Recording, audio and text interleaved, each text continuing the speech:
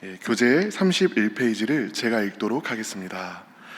23장에는 지혜 있는 자의 30가지 잠언 중 6번째부터 18번째까지의 잠언이 기록되어 있습니다. 재물을 추구할 때에는 사사로운 지혜를 버려야 합니다. 여호와께서는 고아들을 특별히 여기시며 또한 부모가 자녀를 훈육할 때에는 분노가 아니라 지혜롭게 가르쳐야 함을 권면합니다. 이어 사람의 우선순위는 여호와를 기쁘게 하는 것이 되어야 하기에 지나치게 많이 먹고 마시지 말고 부모를 공경하며 음녀의 길을 경계하고 술 취하지 말아야 할 것을 교훈합니다. 잠언 23장은요 전체적으로 절제에 대한 말씀입니다. 한번 쭉 살펴볼까요? 1절부터 3절까지는 관원과 함께 앉아 음식을 절제하라고 이야기합니다. 이 중 2절입니다. 내가 만일 음식을 탐하는 자이거든 내 목에 칼을 둘 것이니라. 상황과 환경에 맞게 자기를 절제해야 한다는 것이죠. 4절부터 5절까지는 재물을 탐하는 마음을 절제해야 한다고 말합니다. 4절입니다. 부자 되기에 애쓰지 말고 내 사사로운 지혜를 버릴지어다. 6절에서부터 8절까지는 식탐의 마음을 빼앗기지 말라, 절제하라 라는 이야기를 합니다. 6절입니다. 악한 눈이 있는 자의 음식을 먹지 말며 그의 맛있는 음식을 탐하지 말지어다. 20절에서부터 21절은 탐욕의 마음이 빼앗긴 사람들과는 가까이 하지 말고 멀리 하라고 이야기합니다. 20절입니다. 술을 즐겨하는 자들과 고기를 탐하는 자들과도 더불어 사귀지 말라. 23장의 마지막인 29절부터 35절까지의 긴 묶음 전체는 술의 마음을 빼앗기지 말고 취하지도 말라라고 이야기를 합니다. 술을 절제하라라는 이야기인 것이죠. 이처럼 잠언 23장 전체의 말씀은 절제하는 삶에 대하여 이야기를 하고 있습니다. 사실 이것은 잠언 23장뿐만 아니라 잠언 전체의 말씀이기도 합니다. 잠언에는 두 부류의 삶에 대하여 이야기를 합니다. 한쪽에는 마음의 욕망대로 사는 삶이 있습니다. 다른 한쪽에는 마음의 욕망을 절제하며 사는 삶이 있습니다. 각각 혼돈의 삶, 질서의 삶 이렇게 이야기할 수 있겠지요.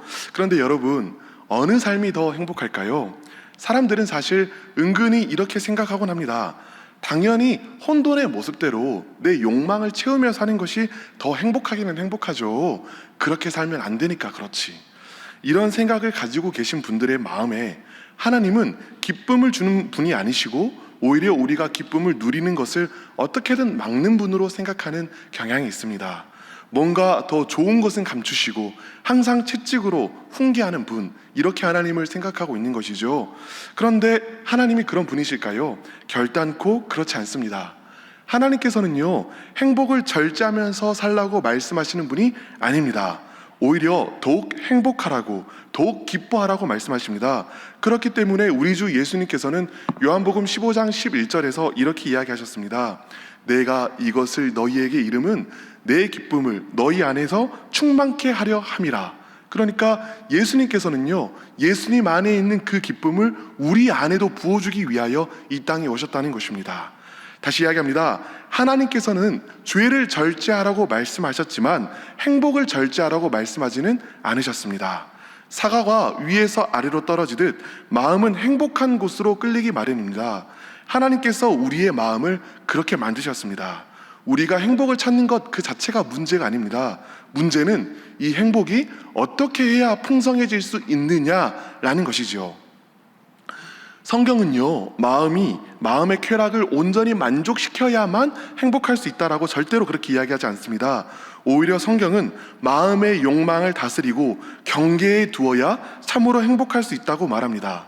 잠언을 우리가 가만히 읽다 보면 음료에 대한 이야기가 참 많이 나오지요. 성의 문제를 놓고 생각해 보면 성이 주는 기쁨이 있는데 그 기쁨 그 자체는 하나님께서 창조하신 것입니다. 기쁨을 하나님께서 창조하셨다는 것이죠. 그러나 성의 기쁨이 결혼이라는 하나님께서 세우신 경계를 벗어나게 되면 그것은 변질되고 추하게 되어 괴로운 것이 되고 맙니다. 하나님께서 세우신 경계는 행복을 없이 하는 것이 아니라 오히려 지켜주고 더욱 풍성히 하는 것이다 라는 이야기입니다. 그래서 성령의 9가지 열매 중 하나가 절제인 것이죠. 경계가 없는 혼돈의 삶이 행복을 주는 것이 아니라 경계가 있는 질서의 삶이 행복을 주는 것이라는 것입니다. 그렇다면 우리 마음은 어떻게 해야 경계를 세우고 질서를 찾게 될까요? 천체를 생각해 보면 알 수 있습니다. 우주를 생각해 보면 무거운 태양이 중심에 있어야 그 인력으로 여러 행성들이 질서에 맞추어 회전을 하는 것을 볼 수 있습니다. 이와 마찬가지로 하나님께서 우리 마음의 변두리가 아니라 우리 마음의 중심에 계셔야 우리 마음은 질서를 찾게 됩니다. 하나님이 하나님의 자리에 계실 때 모든 것이 하나님 주위를 돌며 삶의 모든 것이 경계를 맞추어 질서대로 돌아가게 되는 것이죠. 그리고 이때가 바로 평안함과 행복의 상태입니다. 그래서 잠언은 하나님을 경외하라고 이야기합니다. 내 마음에 하나님의 무거운 임재가 임하게 하라는 것이죠. 이것이 바로 경외입니다. 하나님이 없는 것처럼 내 마음의 여러 욕망들이 서로 자기 주장을 하도록 하는 것이 아니라 하나님께서 무거운 임재로 내 마음 중심에 계셔서 내 마음의 모든 동기들이 질서대로 위치하는 것이지요. 우리가 하나님을 경외할 때 우리 마음은 질서를 찾게 됩니다. 하나님이 우리 중심에 계실 때 우리 안에는 잔잔하고도 맹렬한 기쁨이 회복됩니다. 사랑하는 여러분, 그러므로 여러분들께 간청합니다. 우리의 주 되신 예수 그리스도를 비단 여러분의 구주로만이 아니라 여러분의 왕으로 영접하시길 바랍니다. 여러분을 죄악과 욕망이 다스리도록 허락하지 마시고 죄악과 욕망이 여러분의 왕이 되도록 하지 마시고 오직 예수님만이 여러분이 왕이 되셔서 여러분의 마음 가운데 임재하셔서 여러분을 다스리도록 그 마음을 여시기 바랍니다. 왕 되신 예수님께서 여러분의 삶을 다스릴 때 여러분 마음 가운데 행복은 회복되게 될 것입니다. 사랑하는 여러분, 여러분이 새벽마다 해야 할 가장 중요한 일은 주님 안에서 여러분의 영혼이 행복해지는 것입니다. 하나님께서 주시는 기쁨을 맛볼 때까지 포기하지 말고 하나님께 맹렬히 다가가 하나님의 무거운 임재를 마음속에 품으시길 바랍니다. 그리하여 질서 있는 삶에서 나오는 거룩한 기쁨을 맛보게 되시기를 바랍니다. 그러므로 첫째 기도 제목입니다. 하나님을 경외하면서 나오는 거룩한 기쁨을 주시옵소서. 하나님을 경외하면서 나오는 거룩한 기쁨을 주시옵소서. 다음으로 9절을 함께 읽어보도록 하겠습니다. 9절입니다. 미련한 자의 귀에 말하지 말지니 이는 그가 내 지혜로운 말을 업신여길 것임이니라. 오늘 본문은 미련한 자의 귀에 말하지 말라고 합니다. 미련한 자에게는 충고와 조언을 하지 말라는 것이지요. 잠언이 말하는 미련한 자에는 여러 부류가 있습니다. 그 중에 오늘 본문에서 나오는 미련한 자는 히브리어 원어로는 캐실이라고 합니다. 이 미련한 자는 마음이 완고한 자, 고집이 있는 자를 뜻하는 말입니다. 이 캐실은 스스로 지혜롭게 여기기 때문에 다른 사람들이 자신의 잘못을 지적하는 것을 견디지 못합니다. 지적을 받으면 오히려 분노합니다. 오늘 본문대로 내 지혜로운 말을 업신여기지요. 이런 사람에게는 충고하지도 말고 조언하지도 말라라는 것입니다. 냉정하게 들리십니까? 그런데 우리 예수님께서도 비판을 받지 아니하려거든 비판하지 말라라고 마태복음 7장 1절에 말씀하시고는 곧 이어서 뭐라고 이야기하시냐면 거룩한 것을 개에게 주지 말며 너희 진주를 돼지 앞에 던지지 말라. 왜냐하면 그들이 그것을 발로 밟고 돌이켜 너희를 찢어 상하게 할까 염려함이라 라고 이어서 이야기하십니다. 함부로 조언과 충고를 할 때 그것이 오히려 너희를 상하게 할까 너희를 사랑하는 내가 염려한다 라고 이야기하는 것이죠. 그래도 내가 하는 소리는 옳은 소리니까 들으라고 해야 할까요? 먹기 좋은 약에 입에는 쓰다며 잘 새기라고 일단 말해야 할까요? 그런데 정직하게 우리 마음을 직면해 보겠습니다. 많은 경우에 사람은 듣는 사람을 위하여 충고하는 것이 아니라 저 사람을 바라보는 내 마음이 불편하기 때문에 충고하게 됩니다. 저 사람을 위하여 충고하는 것이 아니라 나 자신을 위하여 이야기한다라는 것이죠. 그리고 이야기를 듣는 사람도, 충고를 듣는 사람도 그 사실을 알고 있습니다. 당연히 그 충고가 마음 깊이 들어가지 않겠지요. 사실 사람들은 자신이 잘못했다는 지적에 방어적이 되기 마련입니다. 마음이 닫혀 있을 때에 충고와 비판을 하게 되면 그 옳은 소리가 들어가지 않습니다. 그 소리가 옳은 소리일수록 더욱더 자신을 지키고 싶은 방어 기제가 발동하여 더더욱 듣지 않고 멀어지게 됩니다. 자신이 옳았음을 증명하고 싶어서 더욱 맹렬하게 곁길로 가게 됩니다. 결국 관계가 멀어지게 되고 사이가 틀어지게 되는 것이죠. 그래서 오늘 본문은 미련한 자의 귀에 말하지 말라. 이는 그가 내 지혜로운 말을 업신여길 것임이라 라고 이야기하는 것입니다. 옳은 소리를 받아들일 마음의 준비가 되지 않은 사람에게 무턱대고 옳은 소리를 하는 것이 좋지 않다, 최소한 지혜로운 행동은 아니다 라고 이야기해 주는 것이죠. 아마 이런 질문이 마음에 올라오실 것입니다. 그렇다면 옳은 소리는 결단코 해서는 안 되는 것인가? 12절에서 14절을 제가 한번 보도록 하겠습니다. 훈계에 착심하며 지식의 말씀에 귀를 기울이라. 아이를 훈계하지 아니하려고 하지 말라. 채찍으로 그를 때릴지라도 그가 죽지 아니하리라. 자녀를 훈계하라고 합니다. 심지어는 채찍으로 때려서라도 훈계하라고 이야기합니다. 방금 전에는 충고하지 말라라고 이야기했는데 이제는 충고를, 훈계를 하라고 합니다. 이전과 달라진 것이 무엇일까요? 이전에는 충고를 듣는 사람이 미련한 사람이었고 이번에는 지혜로운 사람인 것일까요? 그렇지 않습니다. 만일 충고를 듣는 사람이 지혜로운 사람이었다면 14절에는 채찍으로 때리라는 이야기까지는 하지 않았겠지요. 이 본문에도 훈계를 듣는 대상은 이야기를 해도 듣지 않는, 채찍을 때려야 하는 완고한 사람인 것을 알 수 있습니다. 이야기를 듣는 사람의 지혜로운 정도가 달라진 것이 아닙니다. 그럼 무엇이 달라졌을까요? 이야기를 말하는 사람과 듣는 사람의 관계가 달라졌습니다.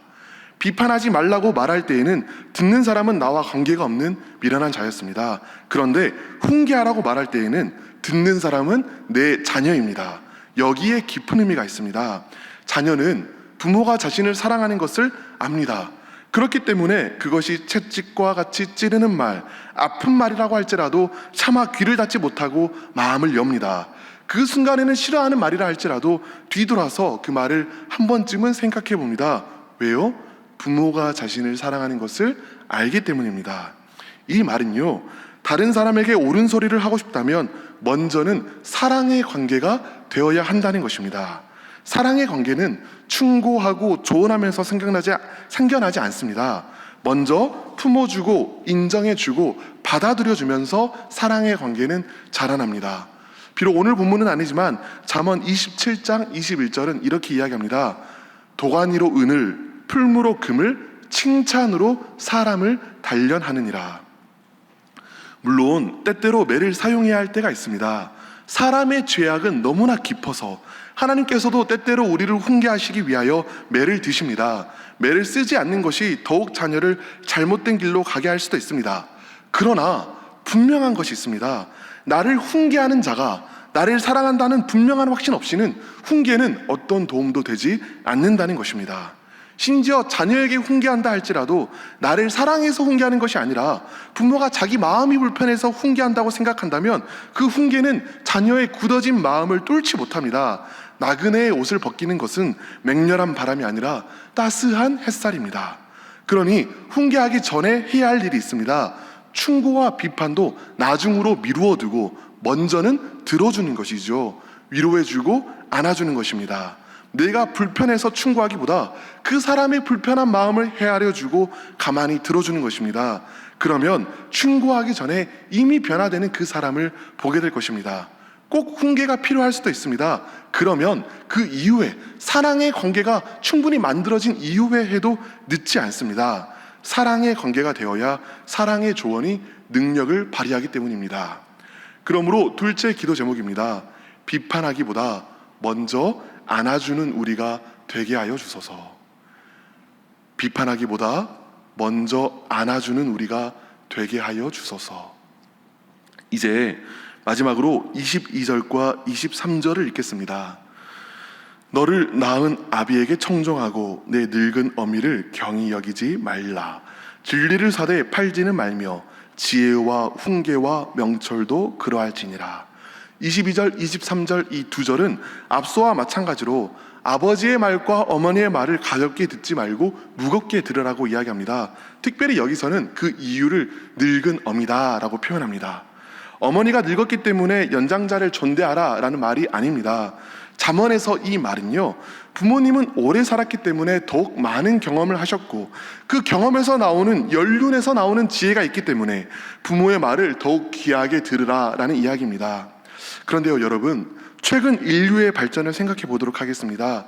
보통 산업혁명이 1760년대부터 시작되었다고 하는데요, 그 이후로도 세계적으로 볼 때 대부분의 인류는 1900년대에 이르기까지 농경 문화 속에서 살았습니다. 뜬금없다라고 생각하실 수도 있겠는데요, 농경 문화에는 특징이 있습니다. 무엇이냐면 느림입니다. 하나님께서 주신 하늘과 땅의 순리에 맞게 일들을 해나가야 하는 것이 농경 문화죠. 그러니 자연이 노년의 삶에는 언제 씨를 뿌리고 언제 추수를 하고 언제 잡초를 제거하고 가뭄 때에는 어떻게 하며 태풍 때에는 어떻게 하는지, 이런 하나하나 것들이 경험으로 아로 새겨져 있었습니다. 젊은이들은 노인의 말을 청종하였고 노년의 삶은 존중받았습니다. 어르신들의 지혜가 아니라면 가정과 삶은 존속할 수 없었습니다. 그 이후에 100년 동안 인류가 변화된 것이 그 이전 수천 년 동안의 모든 변화를 합친 것보다도 더 크고 급진적이었지요. 산업화가 되었고 사회가 급격히 바뀌어갔습니다. 오늘날은 4차 산업혁명 시대라고 하는데 이제는 그 개념조차 따라잡기 힘들게 되었습니다. 그만큼 사회의 변화가 걷잡을 수 없이 빨라졌다는 이야기입니다. 이런 사회 속에서는 노년의 지혜는 농경사회 속에서 가졌던 권위와 같은 대접을 받지 못하게 되었습니다. 노년의 지혜가 오늘날 변화되는 시대에는 적용되지 않기 때문입니다. 최소한 청년들은 그렇게 주장합니다. 그런데 정말로 그럴까요? 그렇지 않습니다. 시대가 달라져도 변화되지 않는 진리가 있기 때문입니다. 삶에는 곤경이 있고 그 곤경을 해결하실 분은 하나님이라는 것입니다. 하나님을 경외하는 것이 지혜입니다.